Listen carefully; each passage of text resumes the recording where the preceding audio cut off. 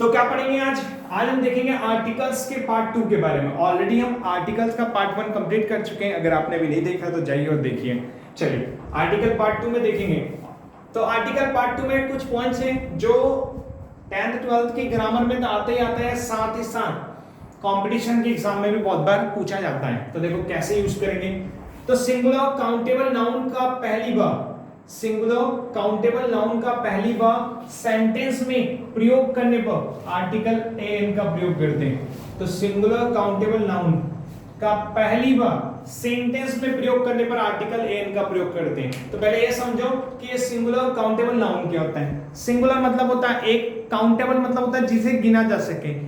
Singular मतलब एक, countable मतलब जिसे गिना जा सकता है। अब गिने किसे सकते हैं या किसे गिना जा सकता है, जैसे टेबल, कुर्सी, चेयर, मार्कर, पेन, पेंसिल, घड़ी सब गिन सकते हैं। लेकिन पानी, तेल, चावल, शक्कर, दूध ये सब क्या हो जाएंगे, अनकाउंटेबल। नाउन हमने आपको बताया कि नाउन क्या होता है, जब भी किसी व्यक्ति, वस्तु या स्थान को पहचानने के लिए जिस शब्द का यूज करते हैं उसे नाउन कहते हैं। एक बार और सुनना, जब किसी व्यक्ति, वस्तु या स्थान, अब ये व्यक्ति क्या होता है, जितने भी जीवित होते हैं उन सबको हम व्यक्ति में काउंट करते हैं। जैसे कि महिला, पुरुष, बच्चा, बूढ़ा, लड़का, लड़की, और जैसे पशु पक्षी हो गए, जानवर हो गए, पेड़ पौधे हो गए, उन सबको हम किस में काउंट कर रहे हैं, व्यक्ति में। वस्तु जिनमें जान नहीं होती है। तीसरा स्थान, स्थान मतलब से इंदौर, भोपाल, गांव का नाम, शहर का नाम, कस्बे का नाम। तो जो भी एक स्थान होता है, जैसे स्कूल होता है, एयरपोर्ट होता है, बंदरगाह होता है, तो स्थान की बात करेंगे। तो जब भी हम किसी व्यक्ति, वस्तु या स्थान को पहचानने के लिए जिस शब्द का यूज करते हैं उसे ही नाउन कहते हैं। तो हम किस नाउन की बात कर रहे हैं, सिंगुलर काउंटेबल नाउन। ऐसा नाउन जो सिंगल हो, जो काउंटेबल हो, जिसे गिना जा सके, एक गिने जा सके हुए नाउन के लिए, मतलब एक ऐसा नाउन आना चाहिए जो सिंगुलर काउंटेबल होना चाहिए। मतलब एक सिंगल नाउन के लिए, एक सिंगल काउंटेबल नाउन के लिए हम सेंटेंस में पहली बार उपयोग होने पर आर्टिकल एन का प्रयोग करेंगे। कैसे करेंगे, जैसे लिखा आई हैव अ बुक, मेरे पास एक बुक है। मेरे पास कितनी बुक है, एक बुक है। बुक है, वस्तु है, काउंटेबल है और एक है। तो आई हैव अ बुक, मेरे पास क्या है, एक बुक है। से लिव्स, वहां रहते हैं, इन अ हट, एक झोपड़ी में। वहां कितनी झोपड़ी में रहती है, एक। ठीक है। He saw an old man, he उसने, सॉ देखा, एन ओल्ड मैन उसने किसको देखा, उसने एक वृद्ध व्यक्ति को देखा। समझ में आया। जब भी सिंगुलर काउंटेबल नाउन होगा तो हम आर्टिकल ए और एन का प्रयोग करेंगे।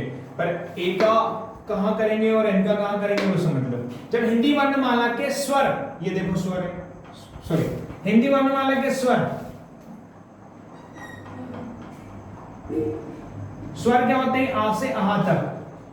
हिंदी वर्णमाला के स्वर आ से आहा तक के बीच के वर्ण का अगर उच्चारण होगा तो हम आर्टिकल एन का प्रयोग करेंगे। जैसे यहाँ लिखा ओल्ड, तो यहाँ पे ओल्ड क्या है, आ से आ के बीच में। और यही बार अगर हिंदी वर्णमाला के व्यंजन का से ज्ञानी किस अक्षरों का उच्चारण होने पर हम आर्टिकल ए का प्रयोग करते। तो अगर स्वर का उच्चारण होगा तो एन का प्रयोग करेंगे, व्यंजन का उच्चारण होगा तो ए का प्रयोग करेंगे। समझ में आ गया होगा कि कहां ए का करेंगे, कहां एन का करेंगे। इसमें इंग्लिश अल्फाबेट के कॉन्सोनेंट और वोवेल होने से कोई फर्क नहीं पड़ता है।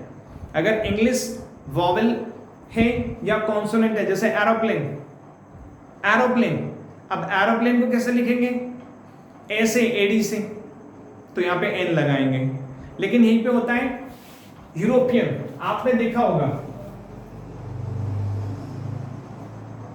अब यहां पे जो इस शब्द की शुरुआत हुई है वो ई से हुई है, ईयू, दोनों वोवेल है, लेकिन इसको हम ऐसे लिखते हैं कुछ, यूरोपियन। अगर इसको देखेंगे तो मन में आएगा कि एन आएगा, बट नहीं, एन गलत है। यू, यू हिंदी वर्णमाला का व्यंजन है, तो इसमें आर्टिकल ए, और यही सही है। तो इसमें हिंदी के उच्चारण को देखेंगे, ना कि इंग्लिश अल्फाबेट को देखेंगे। अगर इंग्लिश अल्फाबेट को देखेंगे तो मे भी हो सकता है गलत हो जाए। पहला पॉइंट समझ में आया। दूसरा, बिजनेस और प्रोफेशन में सिंगुलर काउंटेबल नाउन की पहचान या तारीफ के लिए किया जाता है। बिजनेस, जब कोई बिजनेस करता है, बिजनेस में, और प्रोफेशन, प्रोफेशन मतलब व्यवसाय में, सिंगुलर काउंटेबल नाउन, यहाँ पे सिंगुलर काउंटेबल नाउन, क्योंकि जो ए और एन होता है उनका अर्थ ही होता है एक। तो बिजनेस और प्रोफेशन में, बिजनेस प्रोफेशन जैसे बोलते हैं ना, I am a businessman, I am a use किया, क्यों किया ए, एन क्यों नहीं किया, क्योंकि बिजनेस है, बिजनेस है, बा से शुरू हो रहा है बिजनेस, और बिजनेस बा से शुरू हो रहा है तो हिंदी वर्णमाला का व्यंजन है, तो आर्टिकल ए का प्रयोग करते हैं। अब बिजनेसमैन यहीं पर हम बोलते हैं, जैसे एग्जांपल उसमें दे रखे हैं, तो बिजनेस के पहले प्रोफेशन, जैसे प्रोफेशन मतलब होता है वो डॉक्टर है, वो इंजीनियर है, वहां नर्स है, वहां एक्ट्रेस है, बैंक मैनेजर है। तो देखो बिजनेस और प्रोफेशन में सिंगुलर काउंटेबल नाउन की पहचान तारीफ के लिए हम आर्टिकल ए और एन का प्रयोग करते हैं। तो जैसे लिखा है सी इज अ नर्स, या नाया नर्स हिंदी वर्णमाला का व्यंजन, तो आर्टिकल ए का प्रयोग किया। He is an engineer, engineer कैसे लिखेंगे,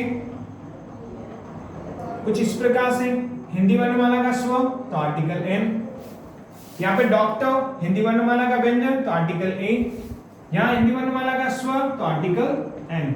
समझ में आया? ये दूसरा पॉइंट है कि बिजनेस और प्रोफेशन में सिंगुलर काउंटेबल नाउन की पहचान या तारीफ के लिए हम आर्टिकल ए और एन का प्रयोग करते हैं। अगला देखो, मूल्य कीमत मतलब गति, मूल्य गति आवृत्ति दर्शाने के लिए हम आर्टिकल ए और एन का प्रयोग करते हैं। मूल्य जैसे कीमत होती है, प्राइस होता है, हम जिसे इंग्लिश में बोलते हैं, जैसे हम बोलते हैं 5 रुपए का एक मार्कर, बोलते हैं ना, चलो इसकी कीमत थोड़ी बढ़ा लेते हैं, महंगा हो सकता है, 10 रुपए कमन, हम बोलते हैं 10 रुपीज अ मार्कर या 10 rupees per marker.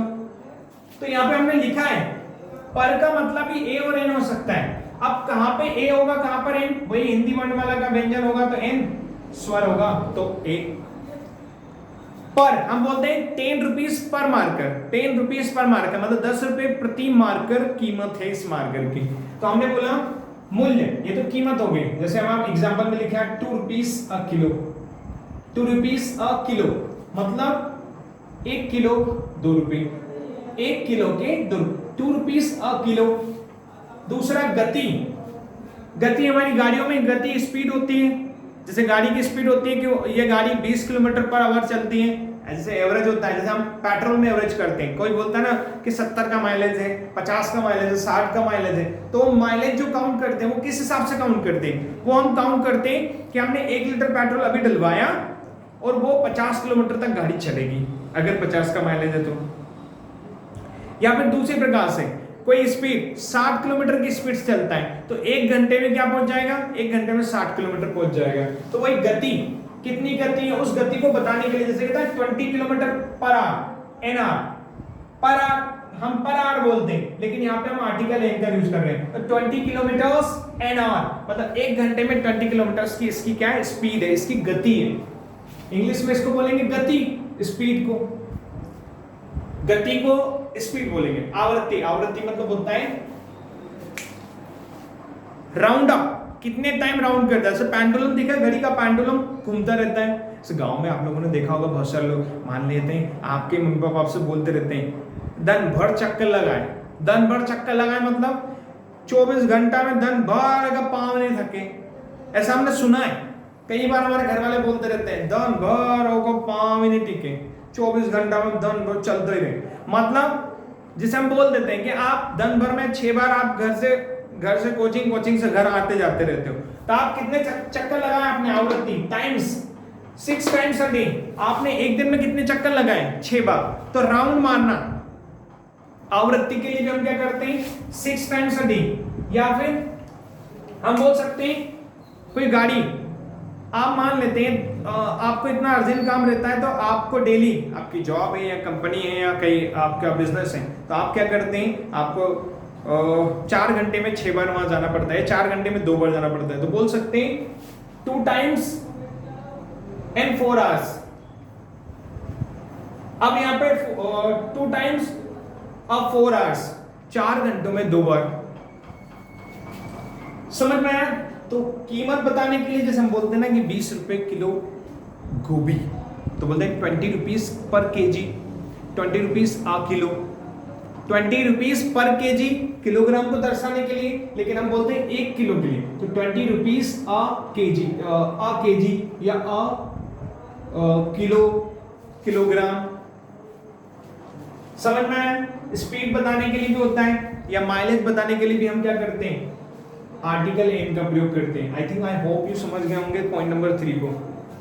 Singular countable exclamatory sentence के लिए, अभी एक्सक्लेमेटरी सेंटेंस क्या होते हैं, तो जब भी हमें आश्चर्य होता है, जैसे अचानक हम बड़े मस्त पढ़ रहे थे, अचानक से हमारे घर में कोई कोई बोले, वो डराते ना, दूसरा हम पढ़ रहे थे, अचानक से हमारे मामा या हमारा कोई ऐसा दोस्त आ जाता है जिससे बहुत टाइम हो गया नहीं मिले हम, तो वो अचानक आ जाता है, तो हम बहुत खुश हो जाते हैं उसको देख के। सडनली पंखा घूम रहा है और वो गिर जाता है, खुद चौंक जाते हैं अपन, ये क्या हो गया, या हम बढ़िया पढ़ रहे थे छिपकली। तो जब भी अचानक कोई भाव निकलता है, जब भी कोई अचानक घटना होती है, अंदर से भाव निकलता है, उसे एक्सक्लेमेटरी सेंटेंस कहते हैं। लेकिन सिंगुलर काउंटेबल एक्सक्लेमेटरी सेंटेंस के लिए, सिंगुलर मतलब गिना जा सके, एक हो, सिंगुलर काउंटेबल एक हो जिसे गिना जा सके, एक्सक्लेमेटरी मतलब आश्चर्य सेंटेंस के लिए हम आर्टिकल एन का प्रयोग करते हैं। जैसे व्हाट अ ब्यूटीफुल फ्लावर, जैसे एक फूल को देखा, wow what a beautiful flower, एक फूल के लिए ब्यूटीफुल फ्लावर, एक फूल के लिए exclamatory.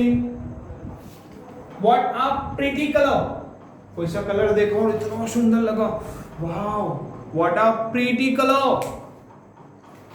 What a cold day, दिन कितना ठंडा है, अचानक से शरीर में निकलता है। तो जब भी एक्सक्लेमेटरी सेंटेंस होगा जो कि सिंगुलर होगा, काउंटेबल होगा, तो हम आर्टिकल एन का प्रयोग करेंगे। Last but not the least, अभी इसके बाद भी है जो, ये तो इंटरेस्टिंग है, ये तो बड़ा मजेदार है।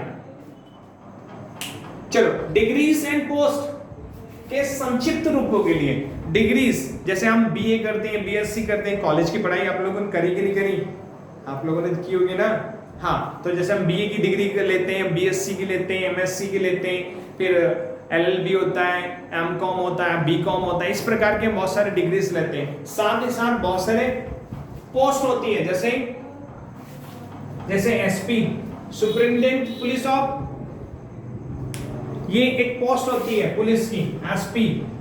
एलएलबी ये डिग्री होती है एडवोकेट के लिए। यूडीसी ये होती है union division councillor, I think मेरे को एग्जैक्ट नहीं पता है। आईएएस ये तो एक पोस्ट होती है, Indian administration of service. MLA member legacy of assembly, कुछ ऐसे ही है। हाँ, एसडीएम ये भी एक पोस्ट होती है। तो जब भी पोस्ट और डिग्रीज की बात करेंगे तो वहां पे अब इनमें क्या होता है, वैसे के वैसे जैसे एम, तो इस एम को ऐसे लिखेंगे। और यहाँ पे देखा हमने कि आर्टिकल यहाँ पे क्या हिंदी वर्णमाला का स्वर है, तो यहाँ पे एन का प्रयोग किया।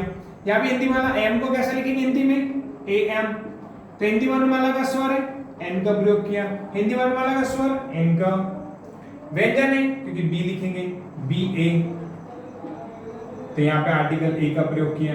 तो इस प्रकार से हम पहले लेटर को देखेंगे, अगर वो पहला लेटर कॉन्सोनेंट होगा, व्यंजन होगा, व्यंजन हिंदी वर्णमाला के व्यंजन का उच्चारण होगा, तो हम आर्टिकल ए का प्रयोग करेंगे, आ गया, और अगर स्वर होगा तो एन का प्रयोग करेंगे। लास्ट, अनजान व्यक्ति। अब अनजान व्यक्ति जब जैसे ऐसे कोई व्यक्ति जिसे आप नहीं जानते हो, आपने कभी देखा ही नहीं जीवन में, और वो अचानक आता है, लेकिन आपको किसी ने बता दिया, जैसे हम स्टेज वगैरह कोई सा प्रोग्राम रहता है, कोई सा फंक्शन होता है, तो आपको बाकायदा उनका नाम लिखाया जाता है कि ये मिस्टर गुप्ता है, मिस्टर शर्मा है, मिस्टर विवेक पांडे हैं, जो भी रहता है उनके सरनेम के लिए हम आर्टिकल ए एन का प्रयोग करते हैं। सरनेम के आगे हम आर्टिकल ए एन का प्रयोग करते हैं। जैसे लिखा है ए मिस्टर शर्मा, ए मिसेस माथुर, ए मिस गुप्ता, मिस गुप्ता।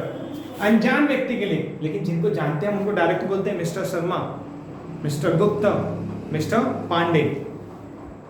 तो ये रहे आपके कुछ महत्वपूर्ण points article A N K. Next video हम दा से रिलेटेड बनाएंगे। मुझे लगता है आपको आज के सारे पॉइंट समझ में आए होंगे। अगर नहीं आते हैं तो हमें बताइएगा कमेंट सेक्शन में, हम आपकी सहायता करें। और कई सा टॉपिक अगर आपको परेशान कर रहा हो इंग्लिश से रिलेटेड तो हमें बताइए, हम आपकी सहायता करें। अगर आप चैनल पर नहीं हैं तो चैनल को सब्सक्राइब करें, वीडियो को लाइक करें और अपने दोस्तों तक शेयर करें। हम 8th 9th 10th 12th साथ ही साथ सभी प्रकार के ग्रामर को आप तक पहुँचाएंगे। साथ ही साथ स्पोकन से रिलेटेड जो भी टॉपिक्स हैं वो आप तक शेयर करेंगे। चलिए मिलते हैं नए वीडियो के साथ, तब तक के लिए अपना ख्याल रखें। जय हिंद, वंदे मातरम।